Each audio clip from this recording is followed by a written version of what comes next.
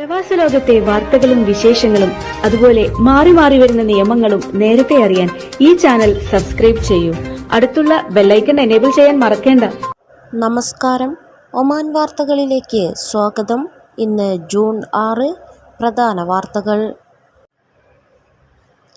രാജ്യത്തിൻ്റെ വിവിധ ഭാഗങ്ങളിൽ വേനൽ ചൂട് കഠിനമാകുമ്പോൾ ആശ്വാസമായി മഴയെത്തി. ജബലക്തർ, ഇബ്രി, റുസ്താഖ്, അവാബി, ഖാബൂറ, സുഹാർ, ഹംറ, ദോഫാറിൻ്റെ വിവിധ ഭാഗങ്ങൾ എന്നിവിടങ്ങളിലാണ് നേരിയ മഴ ലഭിച്ചത്. ഇവിടങ്ങളിൽ ശക്തമായ കാറ്റ് വീശുകയും ചെയ്തു.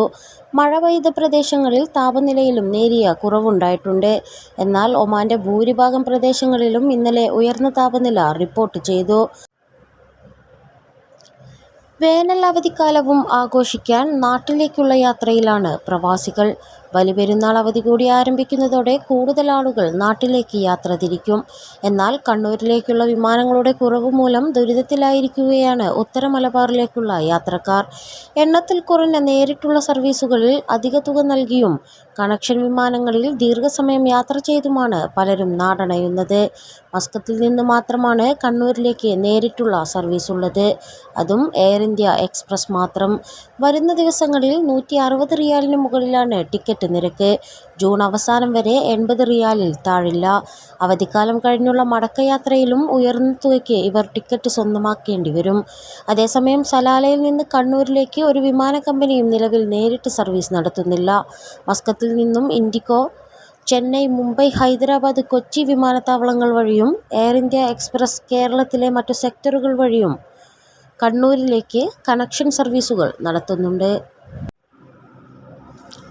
ചൂട് രൂക്ഷമായതിനെ തുടർന്ന് തൊഴിൽ മന്ത്രാലയം ഏർപ്പെടുത്തിയ മധ്യാഹ്ന വിശ്രമം പുറം ജോലിക്കാർക്ക് ആശ്വാസമാകുന്നു.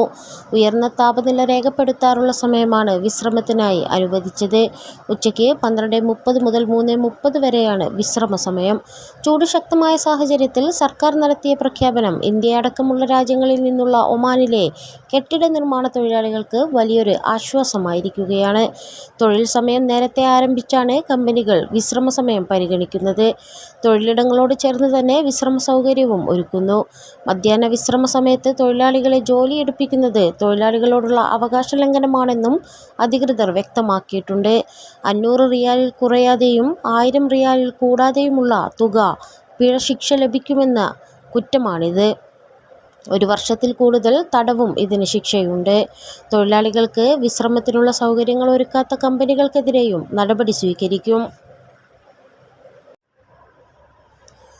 ഒമാനിൽ മാസപ്പിറവി നിർണയത്തിനുള്ള സുപ്രധാന സമിതി ഇന്ന് യോഗം ചേരും. മാസപ്പിറ കാണുന്നവർ വിവിധ ഗവർണറേറ്റുകളിലെ ഗവർണർമാരുടെ ഓഫീസുകളിൽ അറിയിക്കണമെന്ന് ഔക്കാഫ് മതകാര്യ മന്ത്രാലയം അറിയിച്ചു.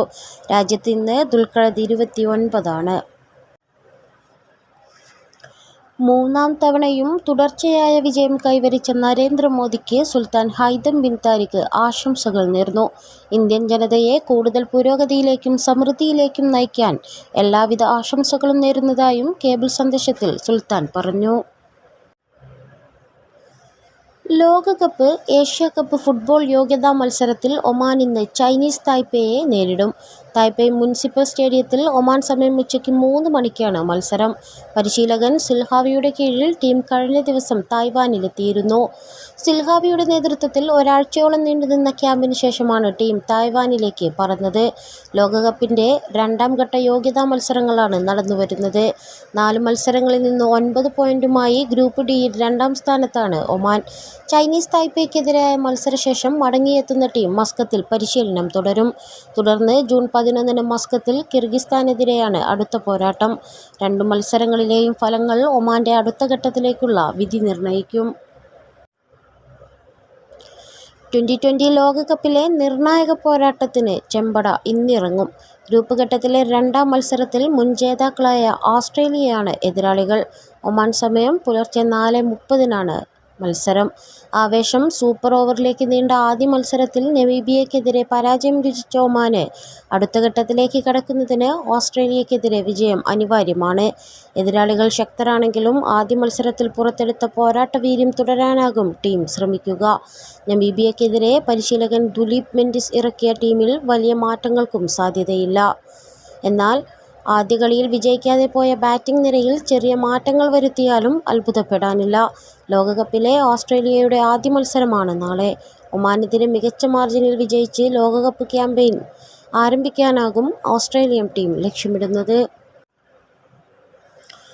ലോക പരിസ്ഥിതി ദിനാചരണം മുലദ്ദ ഇന്ത്യൻ സ്കൂളിൽ വൈവിധ്യമാർന്ന രീതിയിൽ നടന്നു. തെക്കൻ ബാത്തിന ഗവർണറേറ്റിലെ administrative and financial affairs environment വിഭാഗം മേധാവി അബ്ദുൽ ഹമീദ് സാലം അൽസാദി മുഖ്യാതിഥിയായിരുന്നു.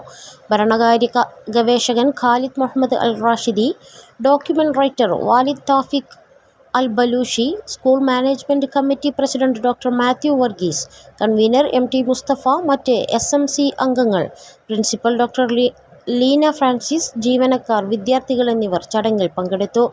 പരിസ്ഥിതി സംരക്ഷണം എന്ന വിഷയവുമായി ബന്ധപ്പെട്ട് വിദ്യാർത്ഥികൾ അവതരിപ്പിച്ച നിരവധി പരിപാടികൾ ശ്രദ്ധേയമായി.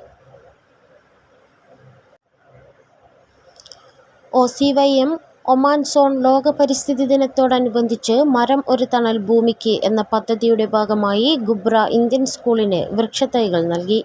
ആഗോള പരിസ്ഥിതിയുടെ വ്യതിയാനത്തെ നാം ഗൗരവപൂർവ്വം കാണേണ്ടതാണെന്നും മാറിവരുന്ന കാലാവസ്ഥകൾക്ക് കാരണം വനം കയ്യേറ്റവും കുന്നുകളും മലകളും ഇടിച്ചു നിരപ്പാക്കലുമാണെന്നും വരും തലമുറയ്ക്ക് ഭൂമിയിൽ ജീവിക്കുവാൻ ജലാശയങ്ങൾ അത്യാവശ്യ ഘടകമാണെന്നും പദ്ധതി ഉദ്ഘാടനം ചെയ്തുകൊണ്ട് പ്രിൻസിപ്പൽ പാപ്രി ഘോഷ് ഓർമ്മിപ്പിച്ചു. ഇൻകാസ് സലാല UDF തെരഞ്ഞെടുപ്പ് വിജയാഘോഷം സംഘടിപ്പിച്ചു. പ്രസിഡന്റ് സന്തോഷ് കുമാറിന്റെ നേതൃത്വത്തിൽ നടന്ന ആഘോഷ പരിപാടിയിൽ ദേശീയ സമിതി അംഗം ദീപക് മോഹൻദാസ്, ശ്രീകുമാർ പാലാഴി, മുസ്തഫ, TR രഘുനാഥ് തുടങ്ങി നിരവധി പേർ പങ്കെടുത്തു. മലയാളം മിഷനും വേൾഡ് മലയാളി ഫെഡറേഷനും ഗ്രീൻ ക്ലീൻ കേരളയും ചേർന്ന് ദാർസെയ്ത്ത് ഇന്ത്യൻ സ്കൂളിൽ ലോക പരിസ്ഥിതി ദിനം ആഘോഷിച്ചു. സ്കൂൾ വളപ്പിൽ വൃക്ഷത്തൈ നട്ടുകൊണ്ട് ഡോക്ടർ J. രത്നകുമാർ ഔദ്യോഗികമായി ഉദ്ഘാടനം ചെയ്തു. ഭൗമാപചയത്തിനെക്കുറിച്ച് അവബോധം വളർത്താനും സമൂഹത്തിൽ ഹരിതപ്രവർത്തനത്തിന് പ്രചോദനം നൽകാനും ലക്ഷ്യമിട്ടുള്ള പദ്ധതിയുടെ ഭാഗമായി അന്തരിച്ച പ്രൊഫസർ ശോഭീന്ദ്രന്റെ സ്മരണയ്ക്കായി സ്കൂൾ ക്യാമ്പസിനുള്ളിൽ പൂന്തോട്ടം സ്ഥാപിക്കും. ഈ പ്രതീകാത്മക പ്രവർത്തനങ്ങൾ വരും തലമുറയ്ക്ക് മാതൃകയാകുമെന്നും നമ്മുടെ ഭൂമി ഹരിതവൽക്കരിക്കുക എന്ന ലക്ഷ്യത്തിനായി ലോകമെമ്പാടുമുള്ള സമൂഹങ്ങളെ ഒന്നിപ്പിക്കുന്നതിനു വേണ്ടി മലയാളം മിഷനുമായും ഗ്രീൻ ക്ലീൻ കേരളയുമായും സഹകരിക്കുന്നതിൽ വേൾഡ് മലയാളി ഫെഡറേഷന് അഭിമാനമുണ്ടെന്നും ഡോക്ടർ രത്നകുമാർ പറഞ്ഞു. ഇതോടുകൂടി ഇന്നത്തെ വാർത്തകൾ ഇവിടെ പൂർണ്ണമാവുന്നു. കൂടുതൽ ഒമാൻ വാർത്തകളും വിശേഷങ്ങളുമായി നാളെ വീണ്ടും കാണാം. നമസ്കാരം.